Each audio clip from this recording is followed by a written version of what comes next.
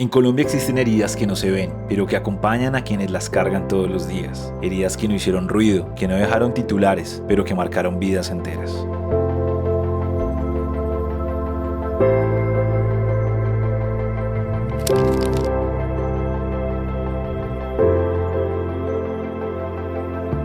Durante años, muchos hombres cargaron un dolor que pocos quisieron entender, no porque no lo dijeran, sino porque la sociedad no estaba preparada para escuchar. En el conflicto armado, la violencia sexual también tocó el cuerpo de los hombres. Fue un crimen del que se habló en voz baja, un tema rodeado de prejuicios, de dudas injustas, de silencios ajenos.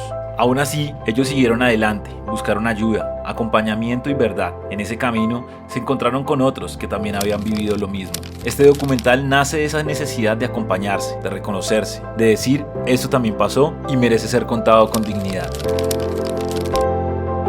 Inicialmente surge el homicidio de mi padre, después hubo un posterior desplazamiento. Siendo menor de edad, fui víctima del delito contra la libertad e integridad sexual. Para mí este delito ha marcado significativamente mi vida, ha dejado huellas y heridas que es muy difícil de poder olvidar. La gente rechaza a los hombres víctimas de violencia sexual como lo rechaza viéndolo desde un punto, el débil, el mariquita, falta de cojones, el que no se paró firme y se defendió, pero muchas veces no es eso. Muchas veces es que está vulnerable la persona y lo infringieron su cuerpo, y lo infringieron por poder, lo infringieron porque me gusta tu finca, lo infringieron porque me gusta tu esposa, lo infringieron porque quise. He tenido varios hechos victimizantes en el marco del conflicto. Primero fue en el 92, estaba relativamente muy joven, fue por guerrilla de las FARC, el ataque de violencia sexual. Fue un intercambio, se iban a hallar a mi madre y yo me metí a defenderla,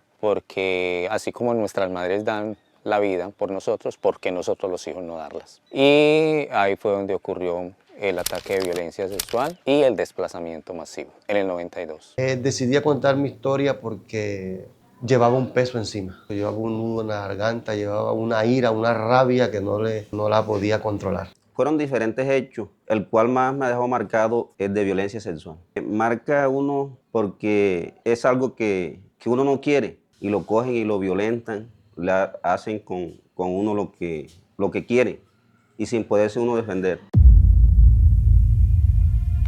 Sus historias ocurrieron en diferentes rincones del país, en selvas, veredas, carreteras y pueblos golpeados por el conflicto. Ninguna de estas violencias fue un accidente, fueron armas para controlar, humillar, quebrar, y aunque el país no lo nombró durante mucho tiempo, estos hechos afectaron profundamente la vida de quienes hoy deciden compartirlo.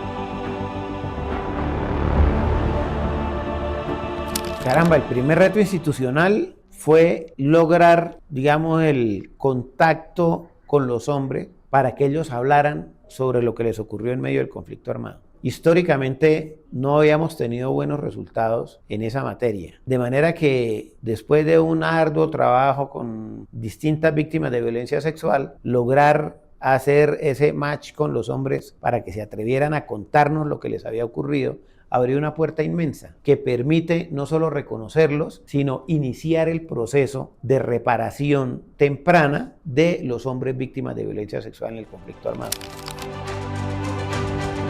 Bueno, realmente eso no fue tan difícil porque aquí en la unidad desarrollamos la centralidad de las víctimas y eso implica reconocer a las víctimas con sus identidades y condiciones. Y lo otro que a mí me parece que es importante decir es que esto fue posible también porque las mujeres víctimas apoyaron el proceso. Entonces, pues sí fue un reto entender la forma en que los hombres asumen la violencia sexual, cómo la tramitan. Creo que para ellos fue más difícil hablar con mujeres sobre violencia sexual. Pero tengo que decir que eso fue todo un aprendizaje porque con ellos entendimos que además del estigma, lo que enfrentan los hombres es el tabú que culturalmente más o menos se cree o se da por verdad que un hombre heterosexual no puede ser víctima de violencia sexual porque los agresores son hombres. Contar una historia como esta nunca es fácil. Se necesita tiempo, acompañamiento, cuidado y también un espacio seguro donde la palabra no duela más que el recuerdo. Cada uno de ellos tomó esta decisión desde un lugar diferente, algunos para sanar, otros para que sus hijos conozcan la verdad y otros para que su voz no vuelva a apagarse. El machismo, la hombría. Un hombre es muy humillador de un hombre contar esos casos. Y eso es malo que lleva al tabú a no hablar. Y aquí en este pueblo existen muchos casos que no han sido, porque yo que soy líder he hablado con esas víctimas y no, dicen que ese secreto se lo llevarán a la tumba. Reconocer que mayoritariamente han sido las mujeres las que han cargado el peso de la violencia sexual en la guerra. Ellas llevan años labrando su proceso, su camino. Incluso los hombres hemos caído en paracaídas estos escenarios. Yo diría que es la feminización de los espacios. Es decir, los espacios han estado construidos hacia las mujeres y no estoy diciendo que esté mal. No ha habido un proceso en el que los hombres puedan entrar en igual de condiciones. Cuando la violencia sexual tiene como víctima a un hombre, aparecen dudas injustas, burlas, señalamientos que solo profundizan el daño. Ese estigma convirtió ese tema en un asunto del que pocos se atrevían a hablar abiertamente, no porque ellos quisieran ocultarlo, sino porque la sociedad no tenía el lenguaje ni la voluntad para escucharlo con respeto. La Unidad para las Víctimas en los últimos tiempos se ha puesto la camiseta. Hemos encontrado una institución de puertas abiertas, con oído pegado a toda hora el teléfono de lo que gritan las víctimas. La Unidad para las Víctimas entendió de qué se trata la centralidad de las víctimas y es proporcionar, crear, entender que las víctimas tienen una necesidad y yo tengo que suplir en cierta manera esa necesidad que proponen las víctimas, no lo que la entidad proponga. Y la propuesta es que siga el camino que lleva la unidad y lleva la gente, a que entiendan que las víctimas somos propositivas y sacamos proposiciones excelentes y buenas. Eso es lo que nos tienen que apoyar. La Unidad para las Víctimas se ha puesto en la tarea, se ha puesto en la camiseta y eso habla muy bien de la persona que lo está manejando. Hablar de este tema no es abrir una herida, es reconocerla. Y al hacerlo se permite que otras víctimas encuentren caminos, se construyan rutas de atención y se rompa la idea de que esto no sucedió. Comprender la violencia sexual contra los hombres es parte fundamental de entender la verdad completa del conflicto armado.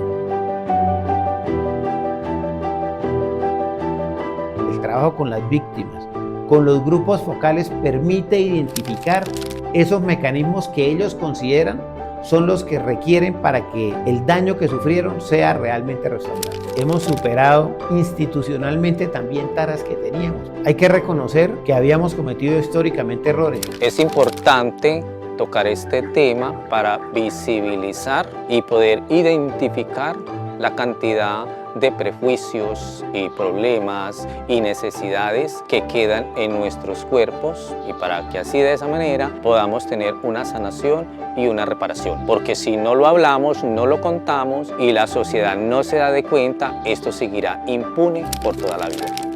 Prevenir la violencia sexual implica reconocer que existe, entender sus causas y escuchar a quienes fueron víctimas. En el caso de nosotros nos afectaba como campesinos porque éramos personas que laboramos en la tierra y no de pronto tenemos un estudio y eso. Yo pienso que la educación es muy fundamental para la no repetición. La reparación no es solo un trámite, es acompañamiento, escucha, reconocimiento y verdad. Cada palabra compartida aquí es un acto de dignidad, que estas voces no vuelvan a ser ignoradas, que el silencio no sea la única respuesta. Este es su testimonio, esta es su verdad, esta es una historia que Colombia debe escuchar.